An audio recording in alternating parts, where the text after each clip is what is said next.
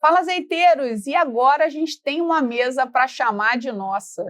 Uma mesa onde a gente vai conversar não só sobre azeite, mas empreendedorismo, gastronomia e tudo isso junto e misturado num lugar que é o Parque de Diversões da Culinária, aqui na Deli Gil.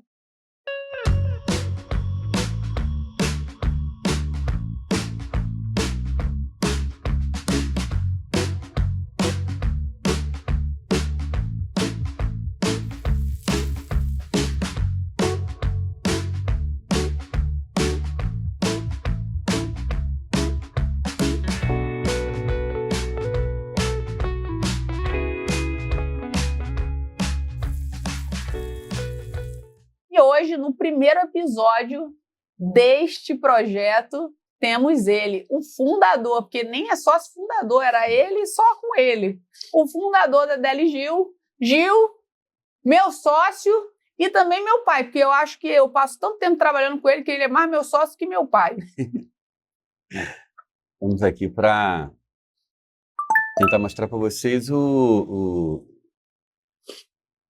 contexto, né, do que é a Deli Gil, não foi Não, nunca mas antes nada... de ser a Deli Gil, o pessoal já mandou perguntas que eu já soltei lá nos stories, que eles querem saber sobre você. O pessoal tem curiosidade se você nasceu herdeiro, se você nasceu em berço de ouro, como é que foi? Você é carioca? Não, muita gente me perguntou lá também a respeito se você é de descendência portuguesa ou libanesa. Será que eles estão botando um narizinho assim? Cara, eu acho que esse nariz vem, eu não sei, né, os otomanos, né, os turcos, né, na invasão para a Itália, né, acho que deixaram algum nariz agudo lá, né. Deixaram os descendentes pirose assim com essa... Mas a minha descendência é italiana, né, eu sou neto de italianos, né, nascido no Espírito Santo, na minha cidade maravilhosa chamada Dores do Rio Preto, que é uma cidade que divide o estado, né, com Minas Gerais. Eu sou lá da Serra do Caparaó, um lugar lindíssimo, maravilhoso, onde eu tenho muito orgulho. Volto lá toda vez para renovar minhas forças, porque é um lugar espetacular, né, porque são as raízes, né, são nossas raízes, a gente está muito lá. Hoje é um grande polo de café, né? O meu pai também era um comerciante de café, mas numa época que o Brasil todo plantava café e acabou não dando muito certo, porque era uma monocultura que o Brasil tinha antigamente, né? Que todos plantavam café, e meu pai vivia numa ciranda de comprar, vender café, né? E acaba que o governo acaba com menos suicídio com menos subsídio, perdão, com menos subsídio do café, ele acaba perdendo todas as posses, né? Então ficou sem ter o que fazer no Espírito Santo e vem para o Rio de Janeiro trabalhar com os irmãos, e nós éramos ainda muito pequenos, né? Eu sou de uma família de 7 irmãos, né? São só 7. São só 7 irmãos, né? Não, isso minha avó tinha... Ela que tinha menos filho. Foi. Minha mãe foi a que teve menos, né? Porque lá no Espírito Santo o pessoal gosta de... Eu sei que tem uma que tinha 11. É? Ah, sim, 11, 12. Eu sei que tinha uma tia que tinha 11, minha avó tinha 7. Lá é empenca, lá é... Tem também, como é que era o negócio? Um fora e um outro dentro?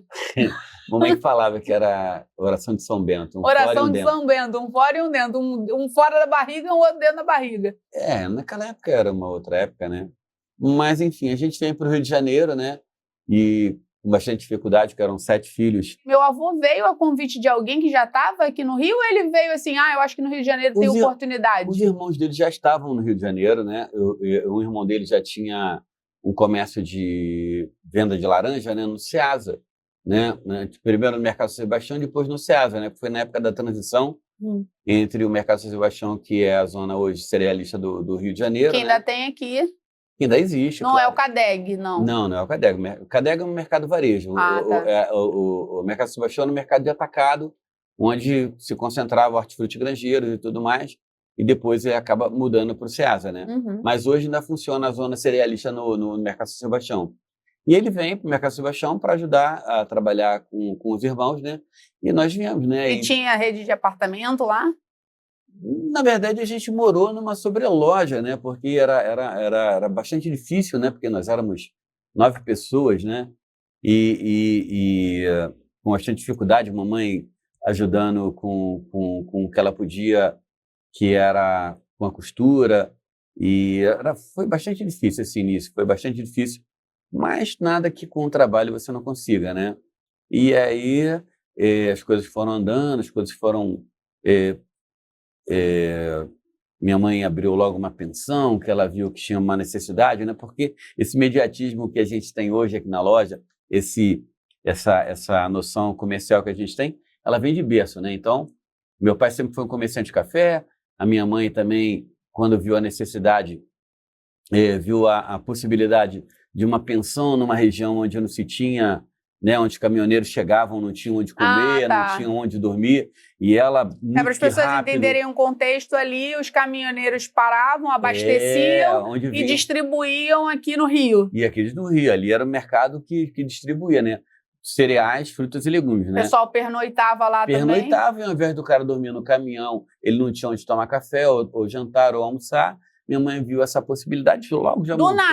Do nada montou uma pensão e as coisas foram indo. E logo no mês seguinte ela conseguiu alugar a loja do lado, né? Do nada não, né? Sala. Predestinada.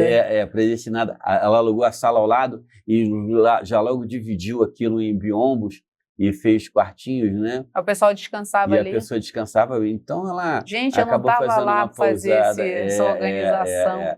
E ela foi criando todo mundo, e a gente foi crescendo em mercado. E o meu irmão mais velho vem para trabalhar na Cobal lá do Humaitá.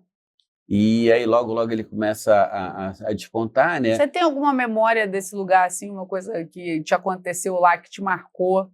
Assim, você comia no lá... No mercado? Lá no São Sebastião. Eu fui criança no Mercado São Sebastião, né? Você brincava lá? Nós brincávamos entre nós, né? Porque era um lugar que no final de semana não tinha ninguém, né? Você tinha muito movimento durante a semana, mas sábado e domingo não tinha ninguém. Mas ainda bem que nós éramos muitos, um brincava com o outro, ainda tinha uma outra família também que morava lá, e nós tínhamos uma nossa... Eu sei de história sua que teus irmãos, tipo, todo mundo fazia uma panelona e vocês brigavam lá para dividir já a comida. Coisa de família, coisa de irmão, né? Aquela coisa Era uma panela só, né? E a gente ficava dividindo a comida ali, e era bastante... na época era complicado, mas hoje tenho saudade disso. Tem episódios também de eu querer comer sozinho uma lata de aveia que eu ganhei, uma lata de aveia quaker, eu não quis dividir com os irmãos.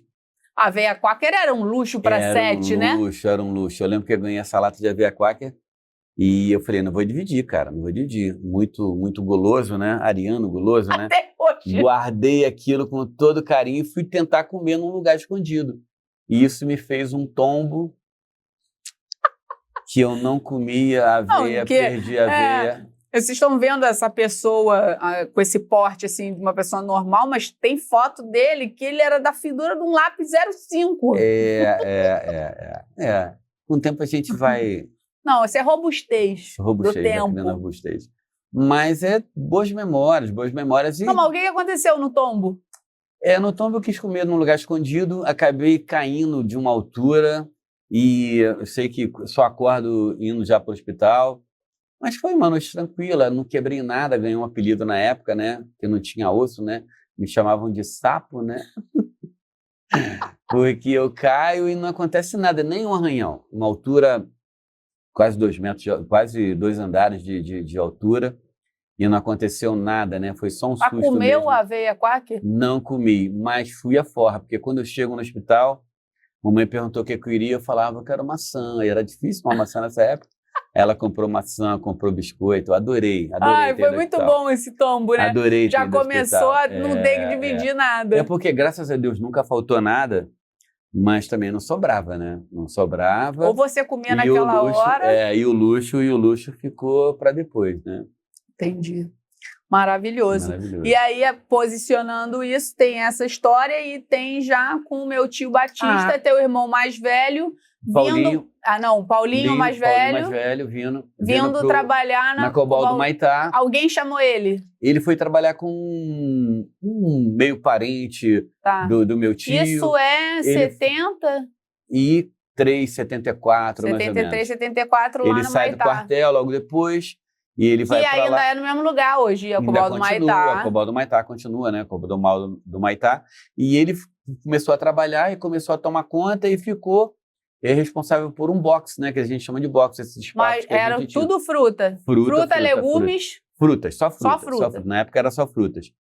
E aí ele traz o meu outro irmão Batista, e depois com o tempo... Eu sei que você falou também que meu tio lá era o cara que tirava a nota fiscal, né? Ah, sim, o Batista antes de vir trabalhar com o Paulinho na Cobal do Maitá, ele era notista, né? Que naquela época você precisava tirar tirava aquelas notas todas com carbono. Né, com carbono. Meu primeiro emprego foi assim. Ele era notista. E aí ele vem trabalhar com o Paulinho, e depois vem o meu outro irmão Chiquinho, venho eu, e a gente já está desde muito tempo, né? Eu acho que eu ia já em outros 75, 76, saía da escola já estudando e trabalhando lá para fazer serviços secundários, né, dentro do box, né, que era ensacar limão, fazer essas coisas, né, e já aprendendo a noção de ser já observando um comerciante, né? Como era o atendimento. Como é que era um atendimento, como é que você teria que fazer, né? Então, isso foi dando know-how, isso foi dando punch, né? Você vê que o tempo passa e as coisas vão, né? Não, eu sei de uma história maravilhosa que era excelente você compartilhar que você disse que você nunca mais ia trabalhar na Cobal porque seu irmão estava te explorando. Trabalhar com família sempre é bastante complicado, né? Lívia, acho que ela pode falar bem isso. Porque não tem limite, né? As pessoas extrapolam o limite, né? Então, eu lembro do meu irmão, ele cobrava muito mais de mim do que cobrava dos funcionários, né? E eu ficava meio chateado com aquilo. Aí um dia eu falei, quer saber de uma coisa? Vou embora para casa. Não vou trabalhar mais não. Chega, vou trabalhar mais com os irmãos. Não. Fui para casa, voltei para casa. Só que eu cheguei em casa, meu pai estava numa fundação de uma obra, de uma casa que a gente estava construindo, e era uma fundação grande, né? E eu cheguei e fui ser ajudante de pedreiro. Eu acho que a escolha não foi muito boa. Ela acho que não durou 24 horas, né? Porque depois de um dia cavando, eu falei, é melhor voltar para a Cobal. Pelo menos na Cobal sobrava um dinheirinho. Eu falei, vou voltar, né? Lá não, você falou, eu era tão magrinho que só eu entrava... o meu pai, né, falou, não, quem vai cavar o buraco era, no caso, estava fazendo as sapatos da construção, e eu, como era pequenininho, né, era magrinho, né, eu ficava lá cavando, enchendo o balde, mas com um dia de trabalho eu falei, não, prefiro voltar para a Cobal, porque lá na Cobal, pelo menos no final da semana, tem um dinheirinho para ir para o cinema, né? Não, tem dinheirinho, e aqui a gente... eu conto isso, as pessoas falam, nossa, parece que você conhece tudo, porque a Cobal é um grande centro de frutas, legumes, hoje com comercialização a gente, né? de produtos especiais e diferentes, né? Turistas vêm aqui para ver determinadas frutas que às vezes só tem aqui, únicas, que são únicas. Hoje o mercado da Cobal está um pouquinho descaracterizado, né? Mas é um mercado que foi montado por uma distribuição de hortifruti grangeiros diretamente do produtor ao consumidor. Se descaracterizou, né? O mercado acabou se descaracterizando, mas hoje os que ainda funcionam, né? Continuam indo com muita qualidade, né? A Cobal sempre foi uma referência. Ela tem essa pecha de que é mais cara, né? Mas a Cobal não é mais cara. Ela tem produtos especiais. Ela sempre teve. E o know-how que se tem de frutas e legumes,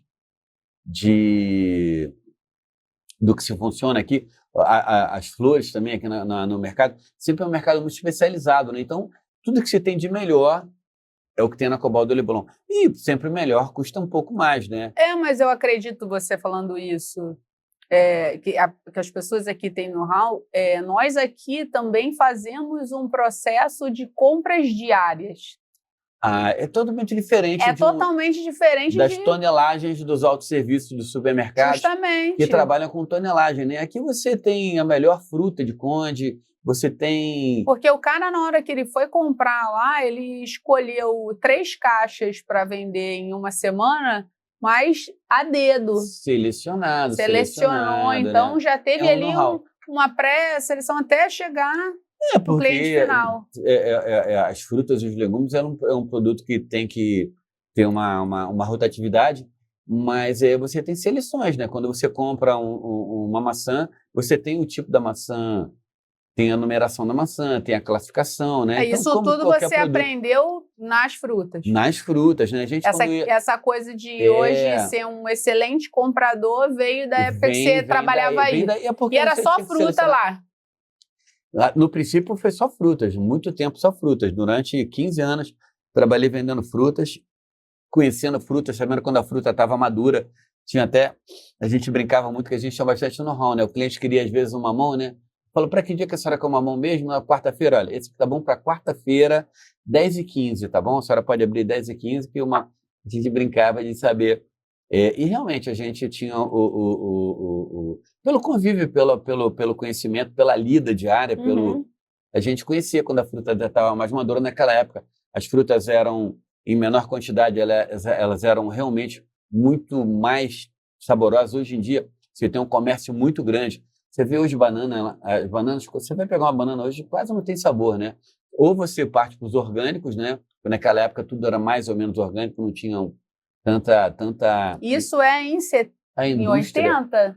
Nos anos 70, 80, Nos anos 70, né? 80. As frutas cheiravam, né? Você passava assim, você sentia cheiro do pêssego, da manga, o mercado transpirava aromas, né? E hoje, não dizer que as frutas perderam, mas hoje, como o volume está muito grande, né? O volume está muito grande, tudo hoje é um pouco mais industrializado, né? Tudo tem que ser muito mega para você, que a gente chama de escalar, né? Tudo tem É, que escalar. Se você for plantar e tem o banana, é volume. interessante que você escale o plantio da banana. Senão você, olha, está fazendo E o errado. transporte, e o transporte, a conservação, né? E como a Cobal sempre foi a grande referência de hortifruti granjeiros, porque não se comprava frutas e legumes no supermercado. E a Cobal você fazia supermercado, comprava arroz, feijão, óleo que fosse, e as frutas e os legumes, Entendi. a grande referência foi a Cobal, sempre foi a Cobal, né? Que eram 5 hortomercados que funcionava aqui no Rio de Janeiro, né? Irajá e Campinho, que hoje não existem mais, e ficaram as duas, a do Leblon e a do Maitá, né? E a Cobal, ele chegava, o cliente comprava, e a gente, nossa, era um volume. Vocês serviam só cliente final? Servia restaurante? Cliente final e restaurante, né? Porque a Cobal sempre foi a referência de frutas e legumes, sempre foi, era o mercado de varejo, né? Porque o atacado funcionava no Cobal do Ceasa, Maitá. Do Maitá e do Leblon. O do Leblon inaugura quando? Um ano depois só. A Cobal do Maitá abriu em 71, a do Leblon em 72. Né? Ela foi logo fundada, porque eram 5 polos, né? Então eles foram todos fundados quase na mesma época, né? E era um mercado que era como se fosse uma feira organizada, né? Então, naquela época sempre se teve muito cuidado com a disciplina, né? Então, um mercado que sempre se mantinha limpo, sempre foi uma grande referência, né? Então, a Cobal é hoje ainda menos do que naquela época, mas sempre foi a grande referência de frutas e legumes. Todo mundo que é carioca, que conhece a Cobal, sabe que sempre as melhores frutas, os melhores legumes, tudo que se tinha de bom e de melhor, a Cobal sempre teve, né? Não elitizando, mas pelo know-how e pelo que ele sempre ofereceu. Você tá falando isso, e você me contou também que na época existia um regimento interno, até por conta das cores do uniforme que usava no dia, não é? Eu não sei se era... Porque isso era o projeto da Cobal, ele é um projeto dos anos 50, 60, né, de se popularizar, de vender diretamente do produtor ao consumidor. Então, a ideia era muito interessante. Antigamente, em Vargem Grande, hoje é um centro hoje já muito explorado com o centro imobiliário, né, porque muita gente está mudando para lá, era, na verdade, um grande polo de produção de hortifruti, de verduras e legumes. Petrópolis e Teresópolis também, Mangaratiba com banana, sabe? Então, o Rio de Janeiro era cercado por isso. Sempre produziu, né? Então, a ideia era vender exatamente do produtor ao consumidor. A ideia sempre foi um contexto muito interessante. A arquitetura da Cobal, tem que se falar sobre isso. A arquitetura da Cobal, o projeto é maravilhoso, O grande problema é que houve a má gestão do tempo que se passou, acabou dizendo que, descaracterizando todo o mercado, mas o mercado que ele não precisava nem de... Ele funcionava com a luz E ventilação. e ventilação natural. E mesmo sendo um mercado por conta, fechado... acho que, do formato dessas telhas Não, também, é um projeto que até hoje ele é estudado pela arquitetura da PUC. Da PUC, que é um projeto espetacular, que é um instrumento pronto, que até o governo deveria manter, né, as características que se tem, porque ele tem uma iluminação e uma ventilação única, própria, que o projeto é sensacional. E é um instrumento pronto que está muito mal até explorado hoje em dia, né? Houve uma falta de gestores, uma falta de gestão, falta de cuidado de criar, de se manter, né? Mas nada que hoje, com as possibilidades de uma arquitetura, de uma retrofitagem, de fazer esse mercado funcionar de novo. O que está faltando mesmo é só uma licitação para licitar essas áreas que estão vazias e tudo mais, para a Cobal voltar a ser o que era, porque sempre foi um grande ponto de referência comercial. Entendi. Quando que, assim, você lembra quando você fez a transição Humaitá, Leblon, e aqui você já era tipo...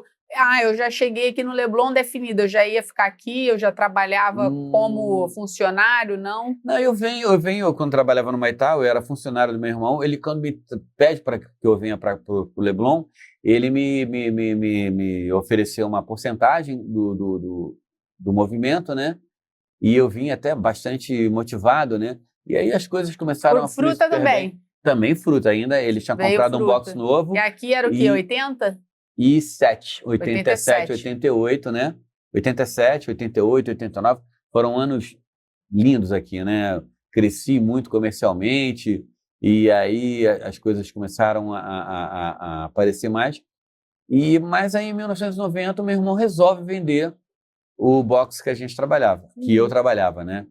E aí foi uma grande guinada para mim, porque eu fiquei um pouco perdido, porque eu não sabia mais o que fazer, né? Porque estava dentro de um contexto que eu dominava, né? Sim. E de uma hora para outra, em 3 dias, o meu irmão resolveu vender. Ele já tinha negociado o espaço que eu trabalhava e só me comunicou 3 dias antes de fechar. E eu fiquei muito atordoado. Meu pai costuma dizer um ditado. Ele fala assim, além de inimigos, eram irmãos. Mas ele não fez por inimizade. Não digo isso. É porque tem coisas que você fala assim, seu irmão fez isso. Mas a gente, depois que passa olhando determinadas situações, a gente fala assim, pô, que bom. Mas aí só com o tempo que a gente foi ver. Quando ele me avisa, né, e eu fico sem saber o que fazer... Para vocês se situarem no tempo, em 85 essa preciosidade já tinha nascido. Já tinha 2 aninhos. Em 87, quando eu vim para cá, tinha 2 aninhos. E a minha vida estava começando a criar uma forma, né? E aí estava tudo encaminhado, mas acabou tudo ficando sem chão, né? No momento que ele fala que não ia ter mais aquele emprego, né? Falei, gente, o que eu vou fazer? Aí fui trabalhar com meu outro irmão, mas não deu muito certo, aí fui trabalhar com um amigo que ficou tudo mais ou menos, né? Tudo na Cobal também? Ainda aqui na Cobal do Leblon. Já na Cobal do Leblon. E eu tive o insight de montar uma lojinha com carnes para feijoada. Essa vai ser nova para eles e para mim, porque eu falei assim, gente, eu nunca bati esse papo, nunca conversei sobre isso. Da onde surgiu vamos colocar umas carnes salgadas? Porque eu frequentava, nessa época eu morava em Cascadura, eu frequentava o Mercadão de Madureira e eu gostava muito de umas lojas que tinham dentro do Mercadão de Madureira. E tinham lojas assim, totalmente azulejadas, com uma prateleira gigantesca de azeites em lata. Olha o azeite aí. E era uma pedra muito bonita de mármore com carnes para feijoada, né? Eu falei, puxa, isso talvez coubesse lá na Cobal. E que visão, legal. Isso ficou na minha cabeça. Legal. E mas eu continuei vendendo frutas ainda com meu irmão mais novo, mas não deu muito certo. Eu fui trabalhar com um irmão do coração que me estendeu a mão num trabalho muito legal, que é uma pessoa que eu tenho muito carinho por ela, que é o Lima. E ele me convidou e ainda fiquei trabalhando com ele durante um ano. Mas, paralelamente, eu montei a primeira loja da gente, que chamava Salgados Lívia. E eu não sei por que chamava Salgados Lívia. Porque acho que tinha que ter, antigamente, tinha sempre que ter uma razão social, Uma razão né? social. E um nome fantasia. Hoje em dia você pode não ter um nome fantasia, você já pode ter uma razão social com o seu, vamos supor, se o nome da sua loja vai chamar Azeite Extra Virgem, antigamente tinha que ser assim, tinha que ser, como se diz, origem tinha que ter do fundamento, vamos supor. Tinha que ter o CNPJ. Aí, tinha que ser assim, azeitonas prensadas limitada. Essa era a razão social. Mas o nome fantasia era azeite de oliva. Tinha que ter a função ali naquele nome, né? Hoje em dia trocou. Hoje você pode falar assim, não, se eu quisesse ter uma razão social... Mas tinha um nome fantasia a loja. Não, eu sei, mas antes era quase que obrigatório, se eu não estou enganada, era quase que obrigatório você ter os dois. Eu me lembro que depois, quando a gente foi colocar, você tinha que colocar 3 razões sociais para ver se não tinha a sua e 3 nomes fantasias. Hoje em dia, não, você coloca só 3 nomes. E você pode ficar. Se fosse Deli Gil, aí teria que ser assim, mercearia, empório, não sei o que, limitada, e o fantasia Deli Gil.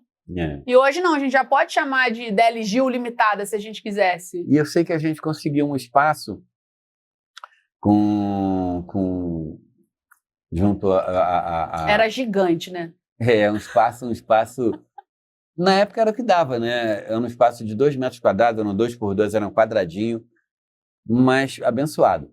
Abençoado porque a gente ali conseguiu fazer uma pedra de mármore e eu ia diariamente ao meu fornecedor, que era lá no mercado de Madureira, no mercado de Madureira, e comprava carne seca, pé, rabinho, orelha, né?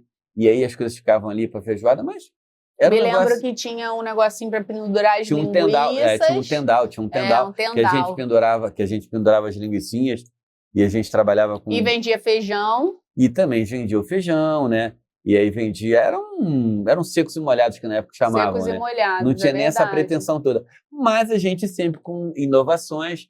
Isso era 90? Isso já no ano de 90. Né? Eu já trabalhando Salgados sozinho. Lívia em 90. Eu já trabalhando no Aí você tipo, saiu da fruta e ficou lá? A princípio, fiquei nos dois. Lá e cá, botei um funcionário. E aí foi super legal também, né? O meu primeiro funcionário, com 28 dias, pediu para sair, 28 dias de trabalho. Não se vendia nada, né?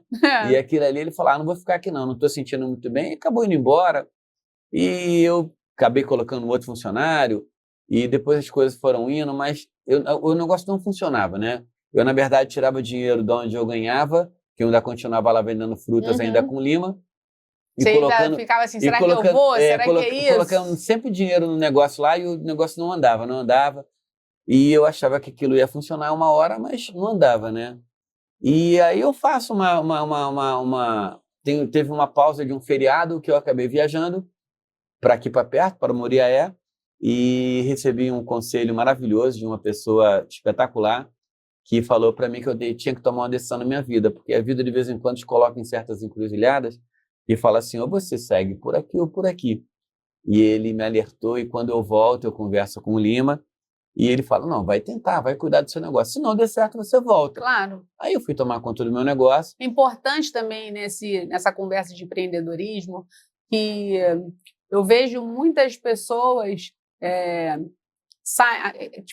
largando seus empregos para empreender, né? Hoje todo mundo fala assim, olha, para você ter muito sucesso, para você ser uma pessoa realizada, você tem que rasgar sua carteira de trabalho e empreender. E, sinceramente, empreender não é para todos. Empreender é para quem se permite errar, analisar, voltar. E conheço outras pessoas que dizem assim, eu não gostaria dessa vida, eu estou tão feliz em ter o meu emprego com a minha carteira e as minhas férias. E o que acontece? Né? Por que é um grande divisor e cada um fica querendo mostrar a sua grande verdade, sua grande importância. Olha como eu sou mais importante porque eu sou um empreendedor e penso com uma cabeça de empreendedor, e você, tipo, pensa menos porque você tem cabeça de funcionário. Não acho que é essa questão.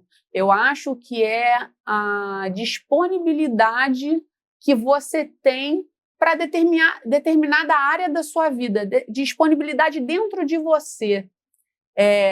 As pessoas falam assim, porque antes a gente não era empreendedor, né? A gente era comerciante. Uhum. Deus me livre ser comerciante. Não tem vida, não faz nada. Como médico, né? A pessoa, meu Deus, a pessoa é médico, tem que atender de madrugada. Aquilo para aquela pessoa faz sentido. Faz sentido. Entende? E para outra pessoa, que às vezes é carteira assinada, ela se sente muito realizada, ela encerra naquele horário, ela vive outras coisas também em conjunto. Geralmente, quem é assim, empreendedor como a gente é muito obcecado, né? Muito pilhado, mas caramba, e as pessoas que não entendem isso, ficam assim, calma, respira, relaxa. Delega. Mas e no final de tudo, a gente está assim, ai, tô morto de cansado, mas caramba, que bom, amanhã vou voltar de novo para o lugar que eu gosto, para as coisas que eu gosto de fazer. Isso, para quem ama ser empreendedor, é maravilhoso. A gente viaja aí, a gente vê coisa de empreendedor, a gente tem um olhar sobre determinadas coisas, a gente pode implementar. E outras pessoas, assim, fazem o trabalho dela belíssimamente, mas também, assim, elas sabem dividir. Eu acho que isso... Elas conseguem equilibrar muito mais, porque o empreendedor raiz igual a gente é muito desequilibrado, né? Tipo, a gente faz 70% do trabalho, o que sobrar a gente dá uma dividida. Tudo vai ter prós e contras, né? Então, justamente, eu não acho... Uma questão de opção. Eu não acho isso, e o podcast é para mostrar isso.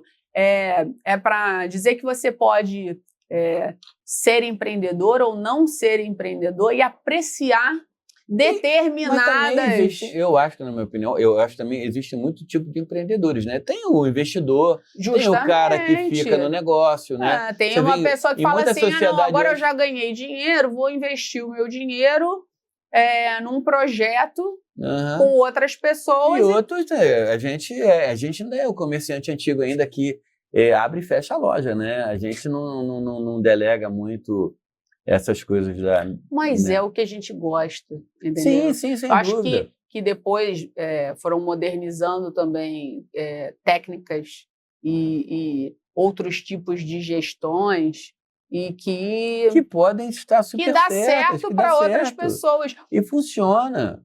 É que a gente, como o nosso negócio ficou um negócio muito... A gente tem um negócio familiar. Eu não ia falar, a gente tem um negócio quase que autoral, né? Porque a gente criou produtos, jeito de servir. A gente tem uma característica que as pessoas às vezes não entendem. Semana passada, uma cliente falou, Gil, essa compra que eu fiz com você aqui, que você me acompanhou, se eu estivesse em São Paulo, no tal lá, famoso lá, eu me lembro. Eu ia demorar pelo menos umas 2 horas, porque é tudo muito longe. Muito grande. Eu não sei onde estão as coisas. Você me faz uma falta, eu estou em São Paulo, mas quando eu venho aqui, em 10 minutinhos eu resolvo, porque você sabe onde está, isso que eu quero, aquilo. E sabe, então a gente criou um jeito, a nossa loja teve o nosso jeito de trabalhar e o nosso espaço, ele está no tamanho que a gente alcança, né? E muitas pessoas falam assim, quando é que vocês vão ter uma filial e tudo mais? Olha... De trabalho a gente está cheio, de trabalho a gente está... O trabalho está enfileirado. Está enfileirado, a gente não está querendo muito mais trabalho, sabe? E é difícil ter pessoal que trabalhe, porque é difícil, porque às vezes a gente tem um jeito que é único nosso, né? Então, é difícil até, não é que a gente não queira delegar, é que fica difícil. Mas voltando para falar falar quando você resolveu... Da Porco na Panela, da lojinha pequenininha. Isso depois do feriado que você... Pois então, eu volto do feriado e vou tomar conta do negócio. E assim, sei lá, o que eu vendi num dia, no dia seguinte eu consegui vender 10% a mais, no outro dia 20% a mais e 30%, eu falei, opa... Não, e também você tinha a famosa carteira de cliente, né? Tipo, teu cliente que comprava uma fruta falava assim, Cadê o Gil? Ih, tá numa lojinha. O cara também ia lá te conhecer, né? Ah, não, sendo... Era o famoso... Você já era não, conhecido, né? Já era conhecido. O que você está fazendo agora? O cliente muito chegava, falava, e chegava comprando. Às vezes ele não levava um produto no primeiro momento, mas ficava conhecendo o espaço. E como tudo, né, tem o seu tempo de maturação, né? A gente estava conhecendo produtos nessa época, conhecendo fornecedores, mas a lida diária, o dia a dia, você estando ali, sabe? Claro que ninguém faz feijoada todo dia. Eu pensei numa coisa que poderia vender muito, mas quando o cara lembrava que ele queria fazer uma boa feijoada, ele sempre procurava a gente. Então a gente começou a implementar, além das carnes para feijoada, a gente já começou a trazer bacalhau. E esse bacalhau já trouxe um azeite. E esse azeite já tinha uma azeitona. E nessa azeitona já tinha um vinagre. E a gente começou a fazer... Mas tudo isso em 2 metros quadrados? A gente fazia malabarismo, a gente parecia, literalmente, eu acho que com a das veias diferentes, né, que a gente tem, né? Ia sempre, tipo, botando mais uma mesinha, né? Sempre mais uma mesinha, mais um espacinho, sempre se expandindo, né? Eu me lembro que aqui na Cubal tinha muito caixote de fruta de madeira. Pois então. Eu me lembro que, tipo, tinha que montar uns caixotes assim, botar uns sacos a gente armava, todo dia. A gente armava e desarmava o circo todo dia. Aí no final do dia tu guardava na tua geladeira. Nessa época não tinha geladeira. Também 2 metros quadrados vai enviar uma geladeira onde? Mas não tinha dinheiro para pagar a luz, né, meu? Então o negócio estava meio apertadinho. Então a gente juntava todas aquelas mercadorias que precisavam de refrigeração, juntava num saco, amarrava e pedia, por favor, para guardar no açougue que tinha lá uma câmara frigorífica, né? Açougue que hoje continua nosso vizinho. Continua nosso vizinho. E a gente guardou lá, mas isso durou pouco tempo. Foram só 4 anos, né? A gente, em 4 anos, conseguiu juntar as nossas migalhas e nas nossas migalhas fazer o nosso pão. E com 4 anos a gente tinha dinheiro para já comprar um espacinho um pouco maior. Você vê... Isso é um grande exemplo de que, assim, como é importante o início do negócio, mesmo que você tenha um business plan, né? Você juntar e guardar. Juntar, guardar e estar lá para poder começar a entender se o que você tinha de ideia na hora de montar aquilo ali está fazendo sentido. Está fazendo sentido. Entende? Às vezes você fala assim, não, eu vou abrir uma loja de donuts. Tá, colocou lá, tá funcionando, tá fazendo sentido essa loja? Você tá mostrando pro seu público para o cara trocar o lanche da tarde do pão francês por um donut? Você tá ensinando, você tá educando ele? Tipo, nessa questão, você está educando que às vezes você fazer uma feijoada para 20 pessoas é muito mais barato que você fazer um churrasco? Você está criando essa educação de faça um pouco mais de feijoada se você quer um maior rendimento e uma fartura para maiores pessoas, do que às vezes você não está com uma grana para reunir todo mundo para fazer um churrasco. Eu acho que o seu negócio tem que também ir caminhando e educando o público. Não é obrigação deles saberem. Com certeza, e você ia aprendendo junto com o teu cliente, né? E aquele cliente acabou criando uma rotina, né? De, eu vou comprar um paio lá no Gil. Aí ia lá, comprava o paio, comprava carne seca, e as coisas começavam indo. E a gente já muda para um espaço maior. Isso em 93, né? 94, né? A gente já muda para um espaço um pouco maior, que já era uma loja já um pouco maior, e tinha quase 10 metros. Lá já era Deli Gil. Já era... Mudamos.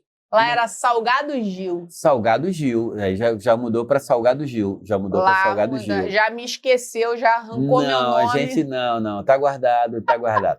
Mas é porque tinha que ter uma nova razão social. Justamente era uma nova por empresa. Conta do espaço, sim. Por causa do espaço, tinha que trocar, porque eu trocava o endereço, automaticamente tinha que trocar. Sim. Tinha que ter um nome novo. E nesse espaço a gente começou já um pouco mais abusado, já tinha uma geladeirinha, a gente já comprou um cortador de frios, começou a vender frios. E você foi vendo essas referências aonde? Cara, vou colocar um cortador de frios. Eu falei, gente, mas de onde que ele tirou isso? Eu sinceramente, porque se voltar lá atrás, vamos voltar um pouquinho lá, retroceder. Quando a gente morava no Mercado Sebastião, o Mercado Sebastião acaba e a gente acaba se mudando para o subúrbio do Rio de Janeiro, que é Vigário Geral, e a minha mãe montou um comérciozinho, né, que a gente na época chamava de tendinha. E lá a gente já vendia até uma mortadelazinha, só que eu era o incumbido de cortar a mortadela, e a gente cortava a mortadela na faca. Isso, cara, voltando para lembrar assim, né, é até muito engraçado, né? Porque depois que a gente começou a trabalhar com frios, não se corta mais nada na faca, né? Como se cortava antigamente.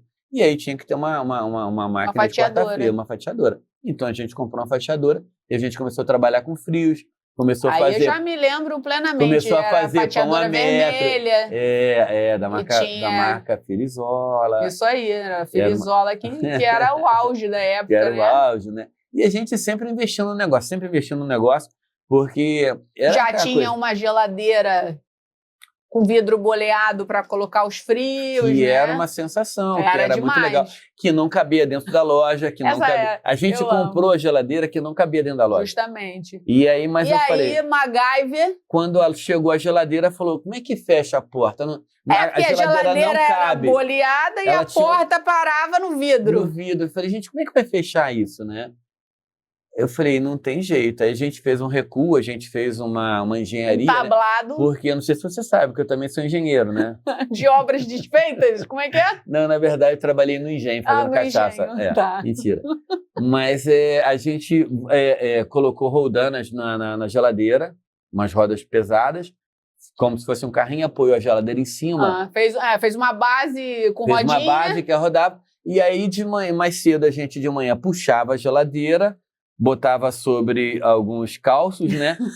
E aí abria a loja e armava aquele circo todo. No final do dia, desarmava tudo, empurrava a geladeira e puxava a porta. Não, se eu fechar meu olho aqui, eu me lembro do motor quente na minha perna.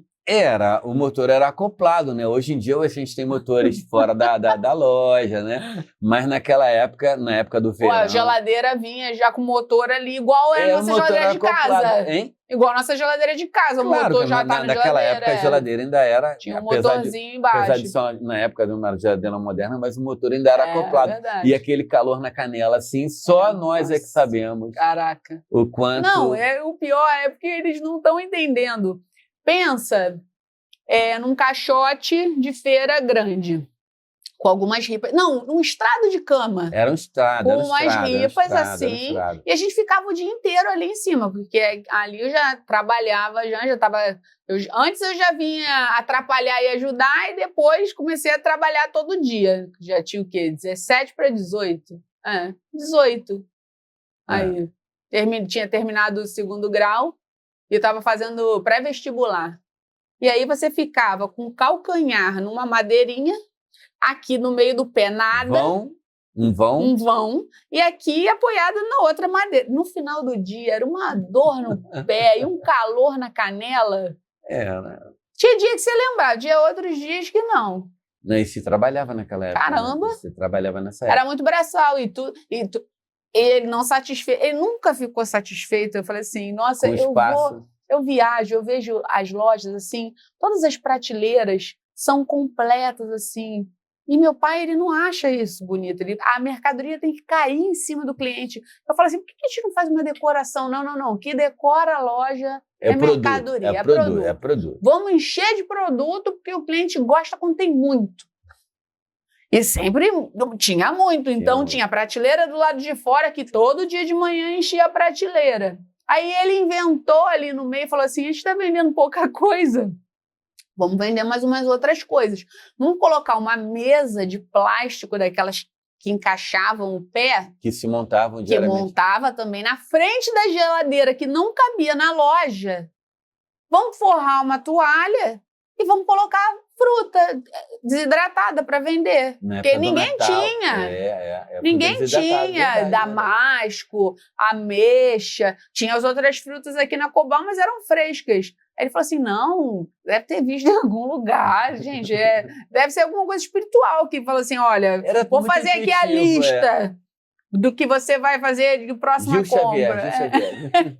Era psicografado. A lista de compra dele era quase uma psicografia, ele estava lá, acho que agora vou comprar damasco, o pessoal adora, nunca vendeu um damasco, ameixa.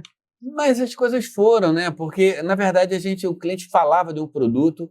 Eu tenho que achar esse produto. Mas nessa época a gente já começou a contar também com essa generosidade. Porque hoje As pessoas são muito Você curiosas. Você tem que estar sempre com o ouvido com o cliente. As né? pessoas são curiosas de como a gente chegou num mix de 2.000, 3.000 produtos.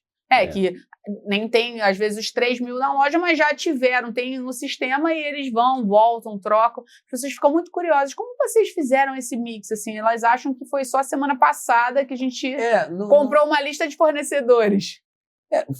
Foram experimentos.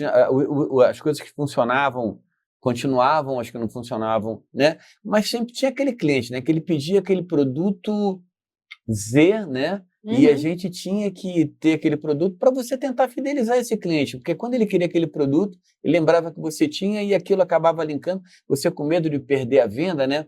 Era um certo imediatismo, mas você acabava comprando aquilo e ficava ali e você tentava, de uma forma ou de outra, fazer com que aquilo ali funcionasse, né? Então, sempre dando prova de produto, sempre abrindo e mostrando.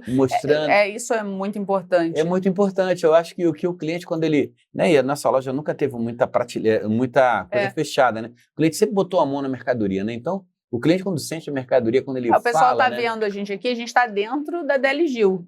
Dentro da Deli Gil, que hoje é desse tamanho. As geladeiras cabem aqui dentro, a gente cabe aqui dentro, e até um podcast agora cabe aqui dentro. Mas... se você entra, você fala assim, caramba, eu não imagino o quanto de coisa tem aqui. Nossa, mas vocês arrumam um espaço para isso tudo. Não, porque é meio complicado. E aí os clientes diziam, eu me lembro deles até lá na esquina, na outra loja, que hoje em dia está fechada aqui dentro da Cobal, deles levarem os pacotinhos e falarem assim, olha, isso aqui eu trouxe. Eu comprei isso lá fora. Numa viagem, eu acho que isso aqui também... ia compor aqui junto com isso. Lá a gente já tinha azeite pra caramba.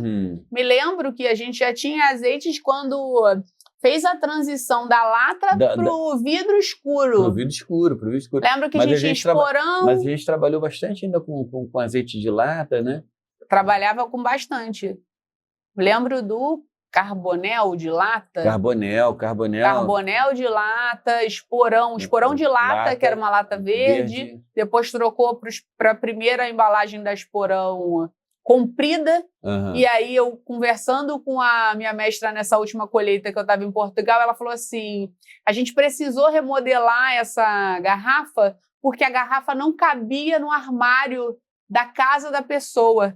E aí aconteceu essa transição da garrafa encurtar o gargalo para poder caber, que eu me lembro que a gente tinha uma prateleira muito comprida e era difícil colocar ele. Então você fazia uma arrumação, tipo de pilha de maçã com as coisas para tudo caber.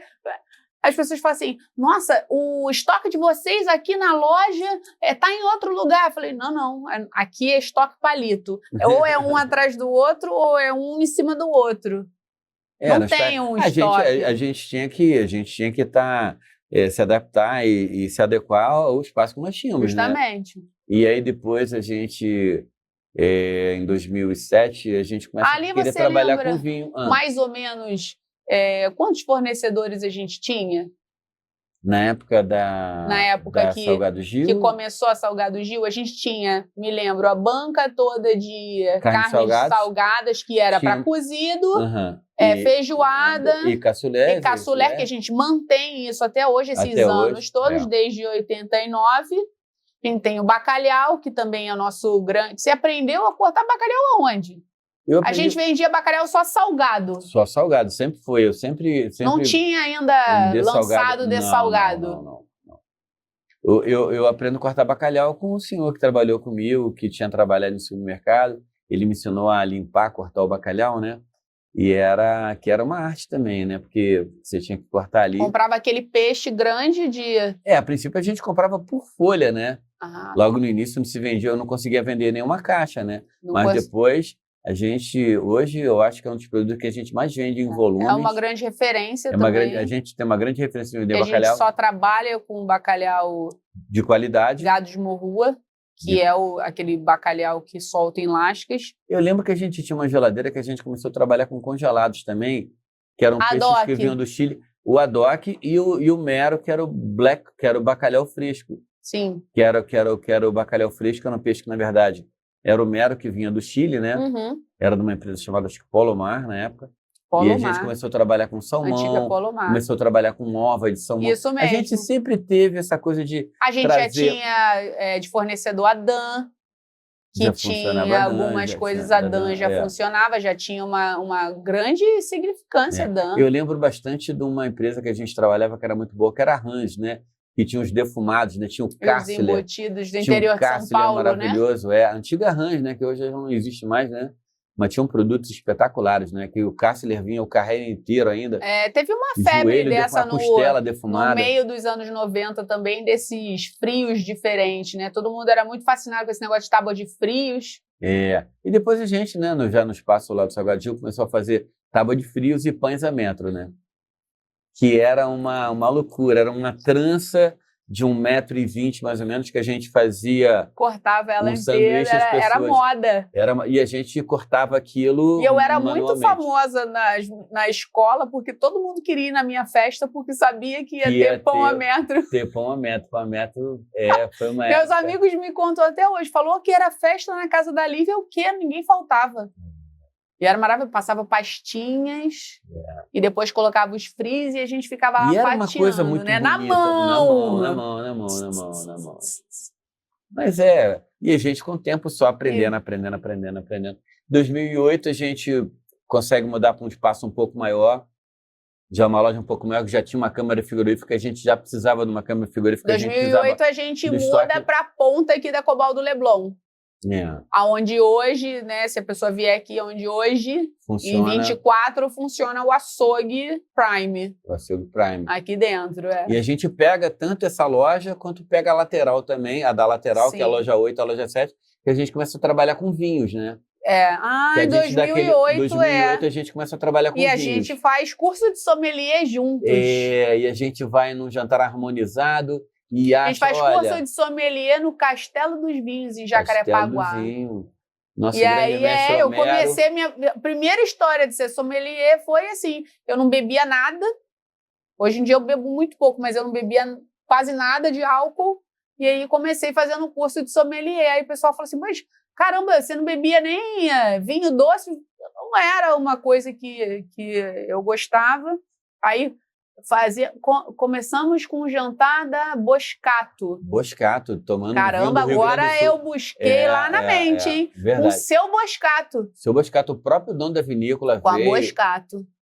Que foi assim, sabe, um início e foi eu, você e minha mãe no jantar da Boscato. E depois a gente fez o curso com o Homero, né? Justamente, fizemos o curso com o nosso professor Homero Sodré. Que nos mostrou... assim, o caminho, né, desse mundo do vinho, que é uma coisa que compõe, né? Uma coisa que compõe. Eu acho que você, quando você começou isso, eu gosto porque você sempre pensou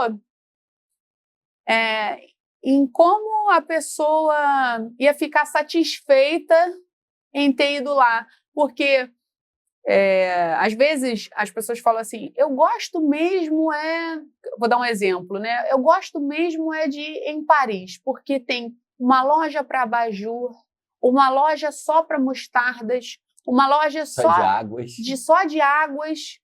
E eu fico pensando que, assim, com a nossa alta demanda de trabalho, de coisas, às vezes você ter uma loja somente de uma coisa não te ajuda a compor uma compra e aumentar um ticket que te sustente, que comece a dar ao seu negócio uma saúde. Às vezes você ser exclusivista em produtos, vai falar, só vendo esse, né? Fala assim, nossa, mas essa pessoa se vende, mas toda hora aparece um produto novo para colocar. Eu acho que isso é você continuar, assim, no ponto de vista da nossa trajetória, da trajetória que ela é sua, e que depois eu entro no carona para poder a gente ir seguindo na trajetória da DLG, eu acho que é isso. É você compor ali um ticket, mas para satisfação do cliente. É o famoso o cliente compra sem querer comprar para ficar feliz. Tipo, não acha que está vendendo, ele acha que ele está levando um produto que vai deixar ele feliz, né? Trabalhar com alimentos tem disso. Tem isso, né? E eu acho que essa composição também de mercadoria foi um pouco o seu pensamento. Fala assim, caramba... Sem dúvida, porque era um complemento. Porque até hoje, né? você fala demais isso na hora que o cliente está comprando. Não é possível, ele fala assim para os funcionários, não é possível que não entre na sua cabeça que uma pessoa pegou uma farinha lá na ponta e você não pense em oferecer um bacon, um guanciale, uma panceta para ela fazer uma farofa. E se ela vai fazer uma farofa, provavelmente ela vai querer uma carne. Você não consegue montar isso na sua cabeça e eles... Não. Então acho que esse seu jeito de pensar composto fez muito esse caminho. É o que eles chamam de compra hoje... Essa compra conjugada hoje que você junta, né? Porque automaticamente quando a pessoa ela vem comprar o Haddock, por exemplo, né? Que a gente tem um Haddock sem modéstia de altíssima qualidade, que é um fornecedor de São Paulo, que ainda consegue trazer um Haddock norueguês, aliás, escocês pra gente. Na verdade, o produto é norueguês e é defumado na Escócia. E as pessoas vêm aqui porque o nosso Haddock é quase que o único que tem no Rio de Janeiro, que as importadoras do Rio de Janeiro, infelizmente, não estão trazendo mais, então a gente teve para o mercado de São Paulo para trazer. E as pessoas compram aqui, geralmente, nessa composição que a pessoa compra o Haddock, automaticamente, no molho ali, vai manteiga e alcaparra. Então, eu até falo com meus colaboradores, para que sempre que o cliente comprar o Haddock, né, fala assim, olha, nós temos também uma alcaparra de altíssima qualidade, com menos sal, temos aqui um azeite que pode compor, mais uma manteiga e tudo mais. Não é para fazer um combo, né? Não é pura e simplesmente por isso, é que as pessoas, às vezes, não conseguem entender que lá na frente ela vai precisar disso, né? Ela pensou no único produto, mas como na verdade está tudo linkado, né? E automaticamente você vai ter que beber alguma coisa para acompanhar, né? Então você já oferece um vinho, né? O que for dentro do possível, dentro das possibilidades. Então você vai encaixando tudo ali, que a gente é um comerciante, né? Então a gente vai ali mostrando, mas na verdade sem querer uma forçação de barra, mas só para mostrar para o cliente que ele pode compor aquilo sair daqui com um kit completo, né? Como a gente vende a feijoada, a gente tem a melhor farinha, que a gente faz questão de trazer uma farinha lá de Nazaré das Farinhas, que sem sombra de dúvida é o melhor possível, e ainda temos uma pimentinha que você pode, né? Claro que vai fazer feijoada, você vai precisar de uma boa farofa e de uma pimentinha. Então, pura e simplesmente compor, né? Então, isso questões comerciais. É o know-how de estar 40 anos justamente. fazendo. É o know-how de estar fazendo isso há 40 anos e... Aqui a gente tem um grande apelido, o pessoal fala assim, gente, aqui é um parque de diversões. Eu falei, pois é, você brinca no brinquedo e cai na lojinha. E a gente, em 2008, vem para essa ponta, aí eu já trabalhava todo dia. O pessoal falou, nossa, não me lembro de você. Pois é, com os procedimentos hoje, vocês não iam me reconhecer antigamente, mas já era eu. E aí, a gente introduz o vinho. Eu me lembro que a lateral toda a gente montou com as estantes todas de vinho e a gente não tinha grana para botar o vinho, né? E foi um amigo seu que falou assim, deixa comigo. Tenho que falar o nome dele, João Manso, um cara que desde o início, ele era até um fornecedor da Esporão. Verdade. É verdade, ele era um fornecedor que vendia pra gente os azeites e foi um cara que me deu uma força muito grande quando eu falei para ele que eu ia trabalhar com vinho, mas não conhecia muito. Ele me manda várias caixas e a gente monta a loja e vai aprendendo no dia a dia, na lida, que era mais um produto, que é mais um mundo nesse mundo, e nem ali vai estar no mundo do azeite. Esse mundo do vinho é um mundo que a gente está palpando ainda, né? O carioca ainda não está muito acostumado com os vinhos, mas está cada dia melhor. E aí já começa a ter o gostinho de vinho. E você nunca foi um cara da cerveja. Não, é verdade. E foi a Mosca Azul, né? E agora a gente aprecia muito, né? Porque é muito prazeroso, é muito saboroso. E o vinho é um alimento, né? Então, no teu episódio não vai ter vinho? A gente pode abrir, né? Tem tanta coisa aí, né? A gente pode abrir o vinhozinho daqui a pouco. Uma adega dessa, que é da LG, que ele fala assim, quando você chega aqui, nós temos 900 rótulos. Tem bastante coisa, tem bastante coisa. Então, mas aí o João, esse cara que ajudou muita gente no início, e depois essa adega que a gente tem aqui também, foi quase que um presente que ele me deu também, né? Ele desmonta o negócio dele, eu acabei montando aqui. E a gente vai sempre adaptando nossas coisas, né? E a gente fica lá do outro lado, já maior, a geladeira cabia dentro, mas também já tinha uma câmera tem umas fotos que a gente tá com a mesa do lado de fora. Já estava com a mesa do lado de fora. Essa angústia de colocar uma mesa do lado de fora. Sem falar da época dos natais, né, filha? Não. Nossa, quando chega Natal, é uma loucura. A sensação que eu tenho é que eu pisco e é Natal. Hoje, porque assim, já tá, o ano já tá passando. Natal, o cara quer comer, né? Então a gente tem que ter as coisas, né? A gente começou a trazer os panetones italianos. Justamente. E virou um praxe esse panetone italiano, né? As pessoas vêm aqui, às vezes, uma vez por ano, só por causa dos nossos panetones e do bacalhau. Que a pessoa se organiza financeiramente, ela fala assim, poxa, eu gosto tanto de panetone que tem que ser o italiano. E a gente traz as melhores marcas. Bacalhau. E a gente traz sempre as melhores marcas da Itália. Referências. A gente está gravando esse episódio em julho, né? De 24, e já fizemos quantos pedidos? Já fizemos 6 pedidos. 6 pedidos. São 6 fornecedores de panetone. É porque eu estou maquiada, porque eu já chorei muito vendo esses catálogos. Pois então, mas é que a gente tem que prevenir. A gente compra agora para que o produto seja confeccionado e chegue antes do Natal, né? Justamente. Mas é sempre muito legal porque as pessoas já conhecem os produtos e vêm, né? Então você acabou fidelizando que o cliente, quando ele quer comprar um panetone de 10 quilos no Rio de Janeiro, ele só vai encontrar na Deli Gil. E aí os panetones sempre agora. E aí a gente fica lá, porque a gente está aqui nesse espaço hoje, que o cliente conhece a gente, tem 12 anos. Tem 12 anos. A gente ficou lá de 2008 até 2011, 2012. Justamente. Porque o que aconteceu? A loja que nós estávamos ocupando ali, ela não era nossa, era uma sublocação, né? E a loja do lado tinha um problema de inadimplência. Que aí a gente entregou. Teve que entregar e a gente ficou. E tinha esse espaço que a gente está hoje, que ele estava...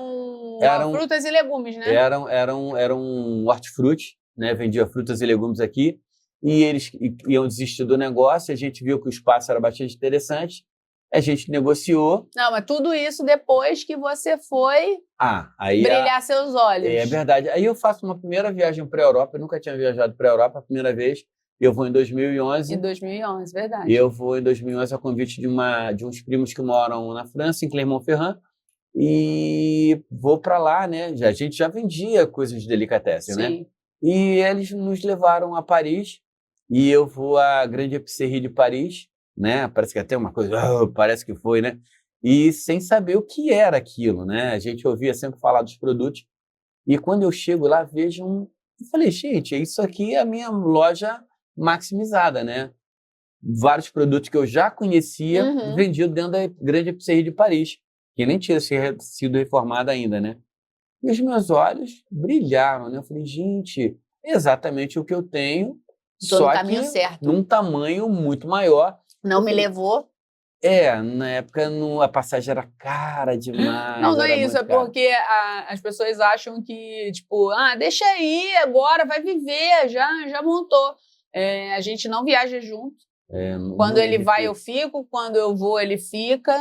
E é assim, a pessoa, mas não é possível, porque é o nosso jeito, é o nosso jeitinho. Se você não gostou, se você quer dar uma receita, comenta aqui embaixo que vai engajar, mas é o nosso jeitinho.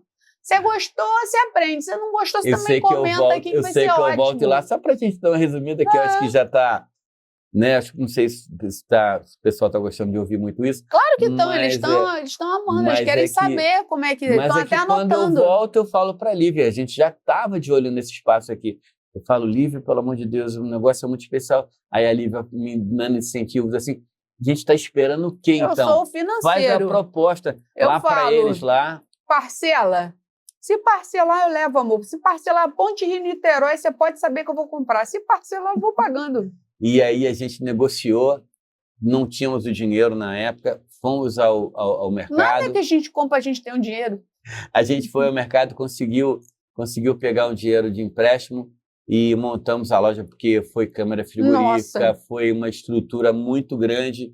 E a gente não sabia como é que fazia, porque tinha que comprar piso e o espaço é muito grande. Esse espaço que a gente está aqui embaixo são em torno de 100 metros quadrados. Para quem tinha 2 metros, né? Justamente. A gente está no espaço de 100 metros quadrados na parte de baixo, né? Sem contar o geral que a gente tem em Onde cima. a gente tem as 2 geladeiras que a gente guarda as nossas coisas.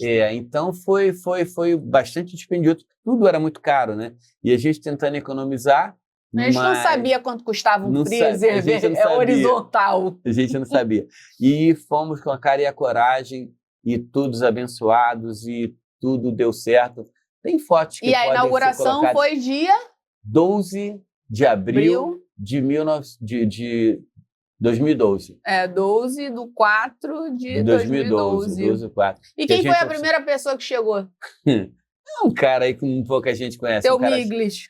Um cara chamado... Claude Trogo. Claude Trogo. O Trogo é um cara muito, muito generoso, né? Então ele sempre foi um cara... Quando ele já sempre foi amigo particular e cliente, né? E um cara que sempre preservou muito os fornecedores, né? Justamente. Então, a gente acabou criando um link muito, muito, muito, muito grande, até muito antes desse espaço, né? Quando a gente ainda tinha a loja de feijão, que a gente vendia feijão a varejo, e eu lembro que o primeiro livro dele também, ele fez questão de fazer fotos com aqueles feijões, e no lançamento do livro dele, ele me pede para que eu levasse todo o cenário, né? Os sacos de feijões, a gente levou no antigo Gato Pardo, ali na Lagoa, né? E o lançamento do livro foi lá, e a gente sempre teve um sincronismo muito grande, né? Isso é muito legal. Ele foi um dos primeiros chefes assim, que exaltava os fornecedores, que falava, né? Assim, poxa, as coisas aqui do restaurante, algumas eu compro lá, tem qualidade. Ele sempre foi isso é bacana. Ele sempre foi um cliente da Cobal, ele sempre prezou por qualidade. Sim, justamente. Quem preza por qualidade vem para a Cobal. Quem preza, reconhece. É que o imediatismo hoje, a falta do dinheiro, faz com que você, às vezes... Mas quem quer fazer um bom jantar, quem quer comprar as coisas legais, vem na Cobal, porque a Cobal é uma grande referência, né? Porque tudo que você precisa, você tem aqui, né? Maravilha. Né? Então, você hoje sabe que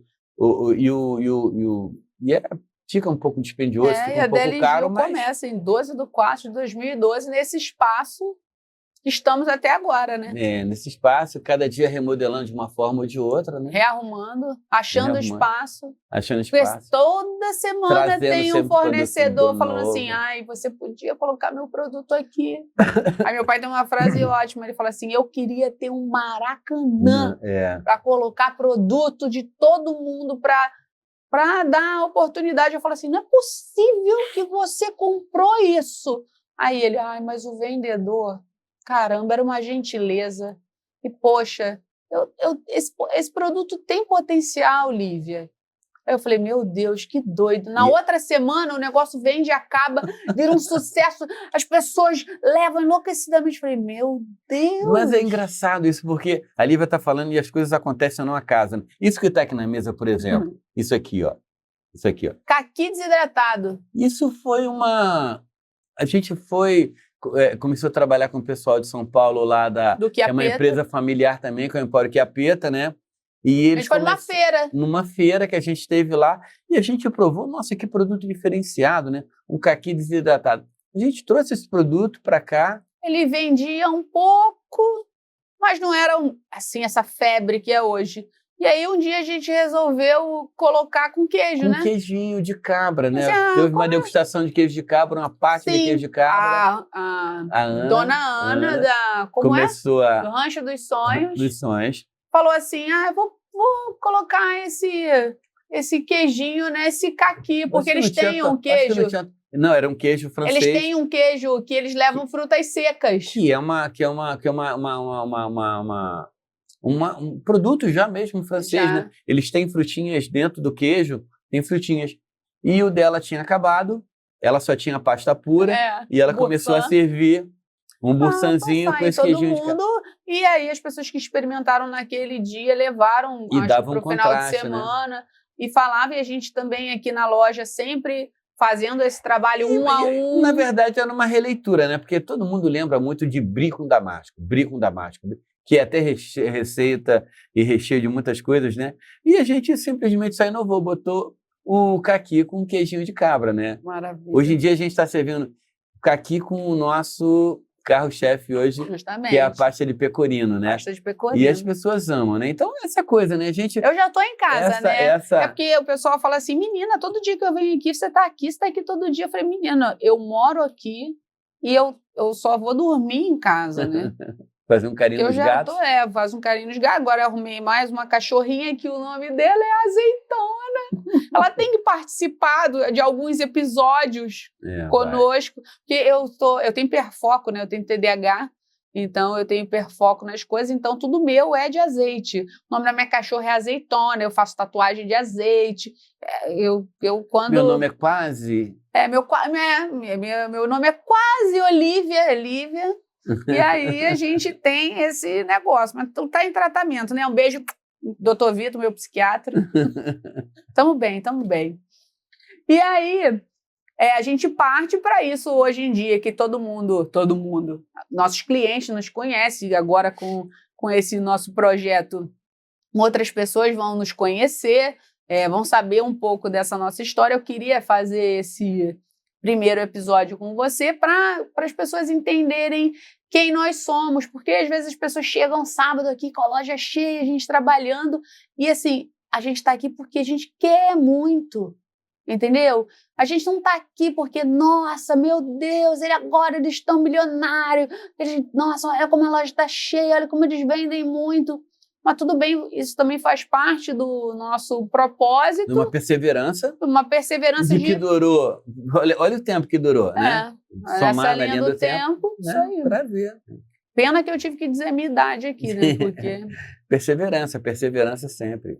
E aí, isso faz parte do nosso dia a dia. Eu carrego muito isso porque a minha primeira formação, eu falei que eu ia ficar aqui só um pouco na Adele Gil, né? Eu não ia trabalhar esse tempo todo que eu trabalho. Eu vinha só ajudar o meu pai. Minha mãe falava assim, vai ajudar seu pai, menina. Não tô fazendo nada. Aí meu avô falava assim, cara, vai ajudar teu pai, pula o muro da preguiça. Eu falei, para Cobal. E ficava aqui na Cobal, ia ali na Cantinela, conversava com a minha amiga Regina, ia na tia Cristina, que tinha na época, comia uma torta e passava o dia comendo, né? Aqui para distrair, e aí ficava aqui e falei para o meu pai que eu queria passar na faculdade e que eu ia fazer faculdade, eu não ia mais ficar, que quando eu entrasse na faculdade ele ia ter que dar um jeito, botar alguém no meu lugar, porque eu já era muito importante, eu já tirava a nota fiscal, fazia o clec-clec no cartão de crédito e ligava para pegar a autorização do cartão de crédito antigamente. Hoje demora 1 minuto e meio na máquina, o cliente já fica nervoso. Antigamente fazia o clec-clec e eu que ligava. Olha, o número tal, não sei o que é, menina, ó, tá autorizado. Tem dinheiro para pagar esse cartão. Aí você anotava ali na boletinha. E fazia o depósito. Do banco. E aí, depois disso tudo, eu fiz faculdade de pedagogia na UERJ. Aí meu pai falou assim, e aí? Vai fazer pedagogia como carreira ou vai ficar aqui? Aí eu falei assim, acho que eu vou ficar aqui. Eu já era meio que fissurada de vir para Cobal. Acho que o dia que a gente não vem, a gente fica meio que tá faltando alguma coisa, né? Eu fui a Cobal, a gente fala, né? A Cobal dá uma mordida, né? É uma cachaça. E aí eu falei assim, acho que eu vou ficar aqui. Eu falei assim, então tá, acho que eu vou ficar aqui. Eu sempre fui muito estudiosa e sempre achei que eu precisava ser diplomada em determinadas coisas para não ficar falando besteira. Apesar das que eu falo aqui solto. Isso aí, eu tenho diploma, que não pode falar palavrão, né? Eu tenho diploma em português e M. E aí, fui fazer gestão de empresa familiar na PUC, né? Mas, sei lá, sentei lá. Aí, quando todo mundo da sala falou assim, olha, sabe qual é o problema lá no meu trabalho? Não é o trabalho, eu adoro fazer meu trabalho, mas é meu tio centralizador. Tudo ele centraliza, tem que passar pela mão dele a outra. Sabe qual é o problema? Eu trabalho com meus irmãos, meu pai, e meu pai é muito centralizador. Aí, eu escutei todo mundo se apresentar e contar o fato. Falei assim, gente, então estou no lugar certo. Porque o problema não é meu pai ser centralizador, isso é um problema de negócio de família. Então tá ótimo. E se você prestar atenção, como a gente estudou inúmeros cases na época, Grandes empresas brasileiras, Itaú é um exemplo, são empresas familiares, são empresas que cresceram. A Lupo acho que uma das empresas mais antigas que o Brasil tem, e é uma empresa familiar até hoje, se eu não me engano. Isso tem um grande crescimento. O Brasil tem isso como fundamento de empresas, de terem empresas familiares como sua grande base, e geralmente a gente escolheu, você escolheu, e eu continuo nisso, né? O varejo, que é ali a menina dos olhos, né? Porque o varejo você tem que ter várias funções em uma só, né? Você tem que ser um pouco psicólogo para alguns clientes, você não pode ser muito invasivo para outros. Mas o varejo dá as melhores histórias, as melhores... E como tem. As melhores coisas. Eu brinco que o pessoal achou que a Adele Gil foi uma grande sorte. Nunca foi sorte, sempre foi raiva, assim. Qual raivinha que você passa, assim, todo dia aqui na loja e fala assim, ai, meu Deus, nossa, o pessoal acha que isso é fácil. Cara, eu acho que eu sei uma. Uma coisa que me deixa assim muito, muito, muito nervoso é que o cliente, hoje mesmo foi isso. Chegou uma cliente, eu até respondi de uma forma que não deveria ter respondido. Ela olhou assim: você tem queijo de ovelha? Direito de ovelha? Eu falei: tenho aqui o Serra da Estrela, tenho aqui o Manchego, né? O Serra da Estrela português, tem o Manchego espanhol. Ela falou: não, mas eu quero um que tenha nozes. Aí eu olhei para o lado assim, eu falei: puxa vida, dou 2 opções de queijo de ovelha, que é um queijo difícil de se ter. Um de Portugal, um da Espanha, e ela me pede um com nozes. Eu olhei para o lado e falei: senhora, a gente tem pouco queijo na loja, a gente só tem 200 tipos de queijo na loja, só tem 200 na Adele Gil, você tem 200 tipos de queijo. E a cliente queria um queijo de ovelha com nozes.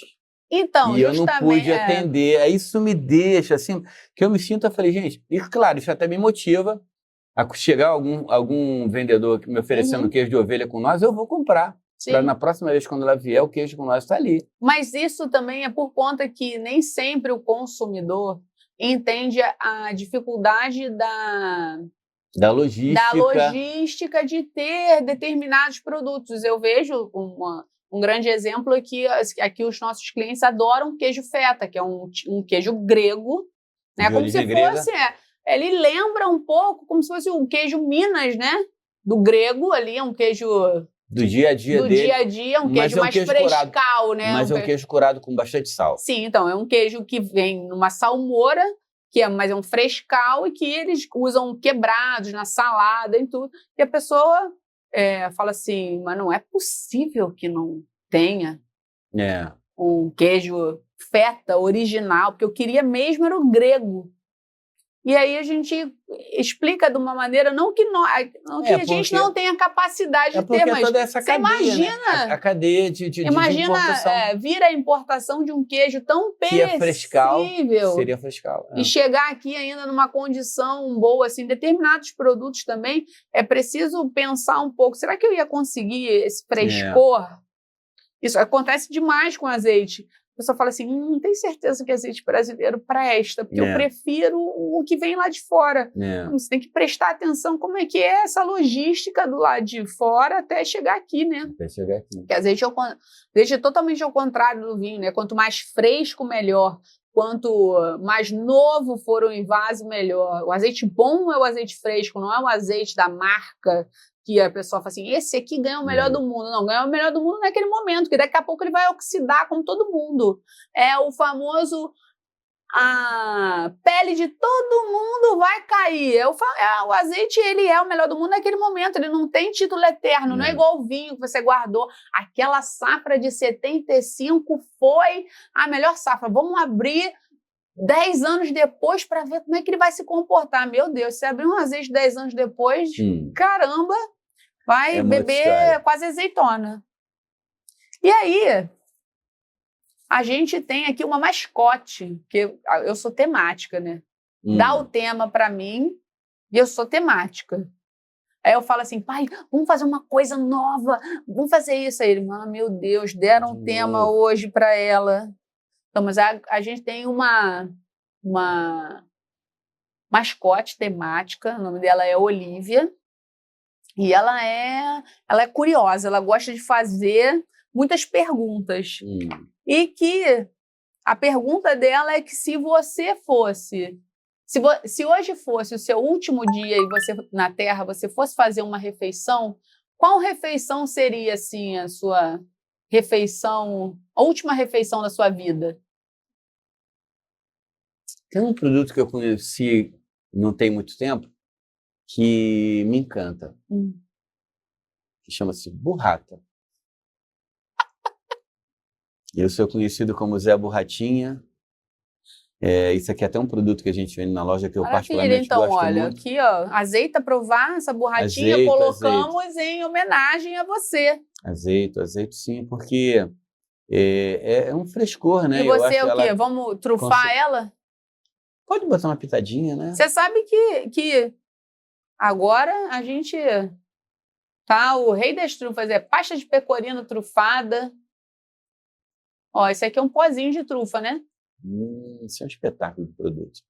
Espetáculo de produto. Muito bom. Que delícia. Vou botar mais um azeitinho, né? Boa. Eu coloquei aqui também caqui desidratado. E coloquei pera. Pera desidratada. Assim, burrata ia ser sua última refeição ou você ainda tem ali uma queda na polenta? Cara, eu já falei isso algumas vezes, né? Que eu amo polenta. Você gostou dessa apresentação? Tá lindo. Desse pratinho? Sabe que são nossos apoiadores. Le Creuset apoiando os primeiros episódios. Cara, adorei. Foi as canecas. A Adele Gil. Doido pra ganhar uma caneca dessa. Não, isso vai depender se você vai querer patrocinar aqui essas canecas. Adele Gil vai. Ou vai ter que falar com o financeiro? Tem que ligar pro financeiro. Olha aí, cadê? Vai experimentar a borratinha? Experimento com pãozinho? Molhar o pãozinho.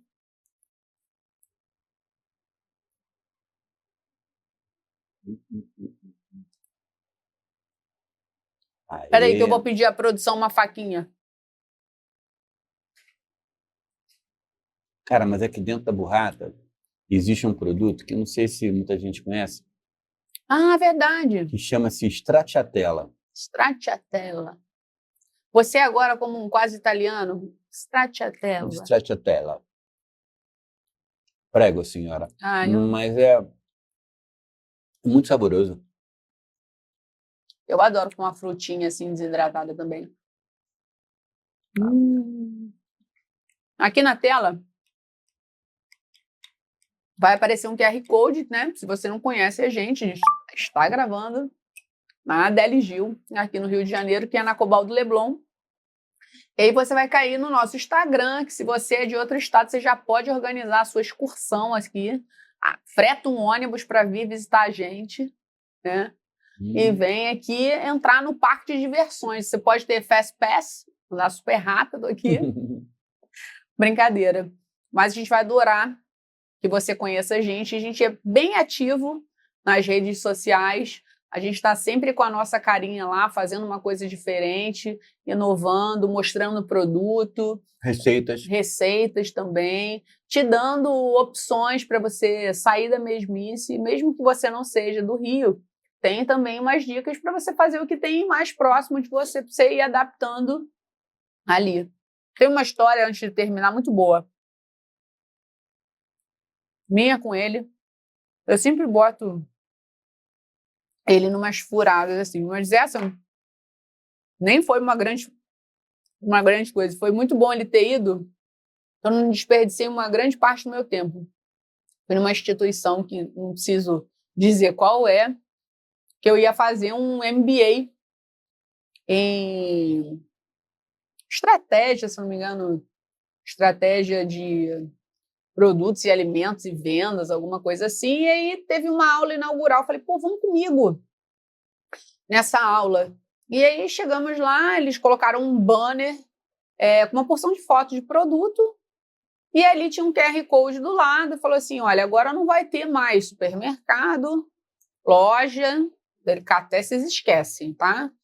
Agora é só esse banner que você vai nos lugares, você vai escanear e depois vão entregar na sua casa. Não vai ter mais isso, vai acabar tudo. Agora só vai ser assim. Aí eu olhei para a cara dele, ele olhou para minha cara, assim, eu acho que a gente não concorda não, porque desde os primórdios a feira do que existe na rua, nos países de produto fresco, nunca acabou. Não é que o pessoal agora está afirmando que vai acabar o comércio, que só vai ser dessa forma digital. Gente, a gente precisa ir às lojas, conviver com aquelas pessoas no seu bairro. Isso é civilidade. Não, isso é civilidade também, né? Você está ali nessa convivência com as pessoas ali que são à sua volta.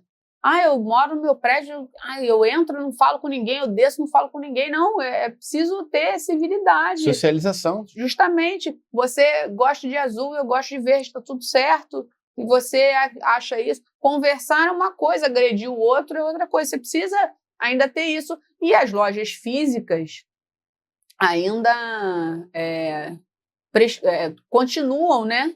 Nessa coisa de você poder pegar o produto ali, você ver realmente se você quer ou não levar aquilo.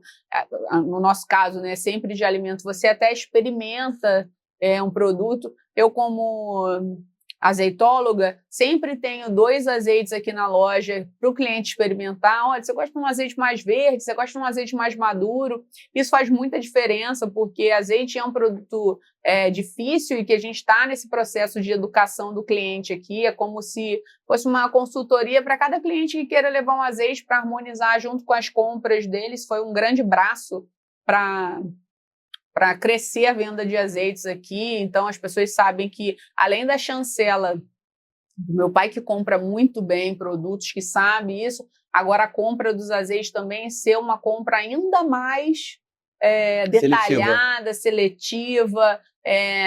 Não trago azeite se eu não experimentar antes, não saber qual foi a safra, não saber o tempo de invase, não entra na prateleira. E a gente compra pouco produto mesmo, a gente compra pouco para ter uma rotatividade, para não deixar garrafas paradas de vinho, de azeite. A gente tem essa coisa da preocupação da compra semanal para ter um produto sempre de alta excelência. E aí, agora, eu vou deixar esta câmera aqui para você não vender seu peixe, né, que é o nosso, que o pessoal já sabe que é o @DeliGil, a nossa rede maior, mas a gente tem as nossas redes pessoais, né? A minha é mais comercial, a sua é de tocar violão. Aliás, trouxe um violão para fechar com chave de ouro?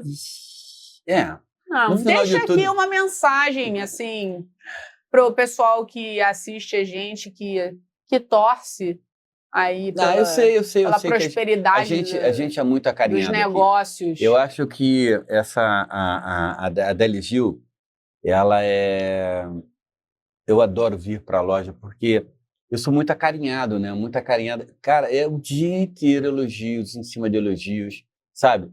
Mas vai ter o pessoal que vai escrever aqui que te detesta, mas tá tudo certo, engaja. Pelo amor de Deus, não pode agradar todo mundo. Não dá para agradar todo mundo. E nem todo dia a gente está bem. Eu peço até desculpa a algumas pessoas que me veem de uma outra forma, porque eu sou muito focada no trabalho, eu quero que as coisas funcionem, né?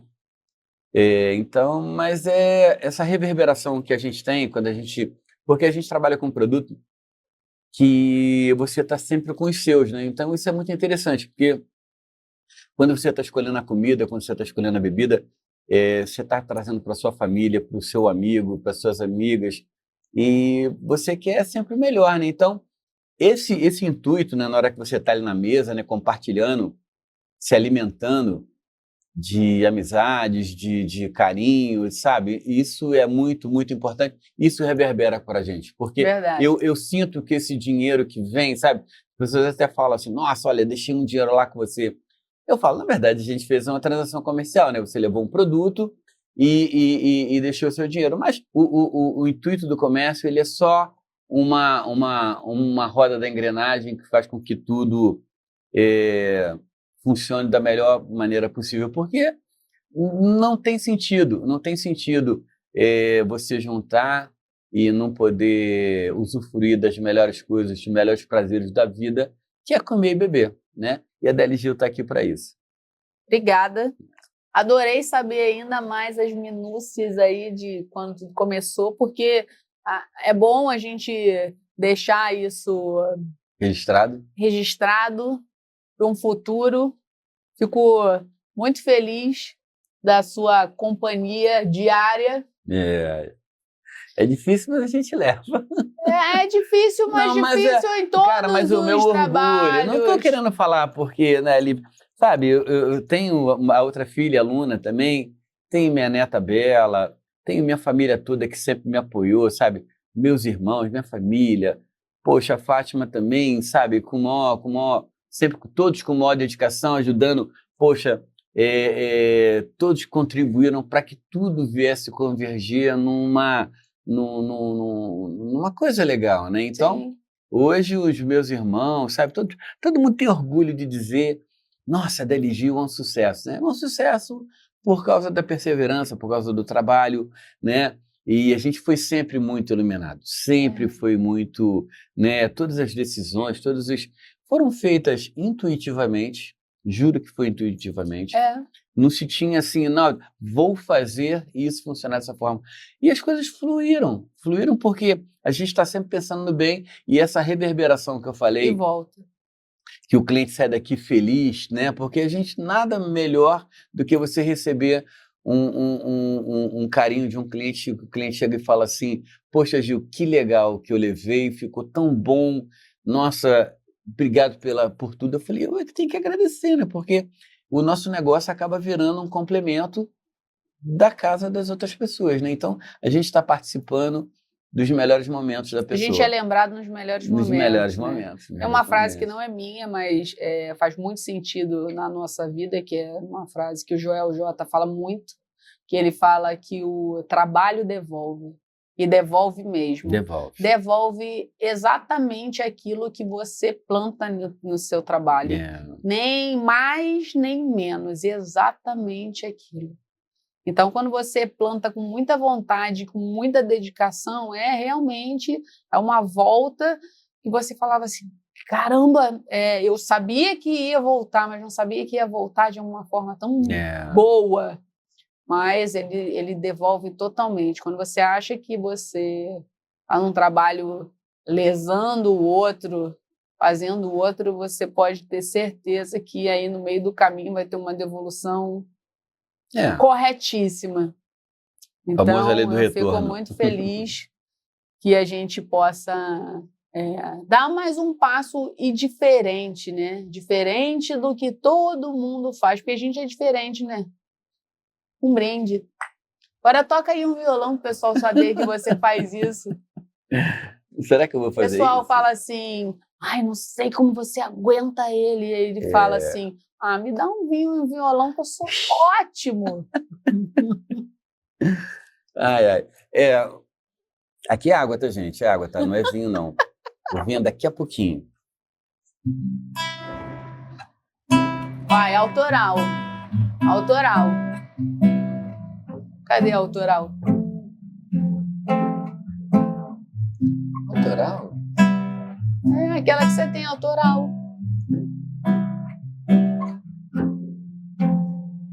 Eu gosto tanto dessa música. Não pode,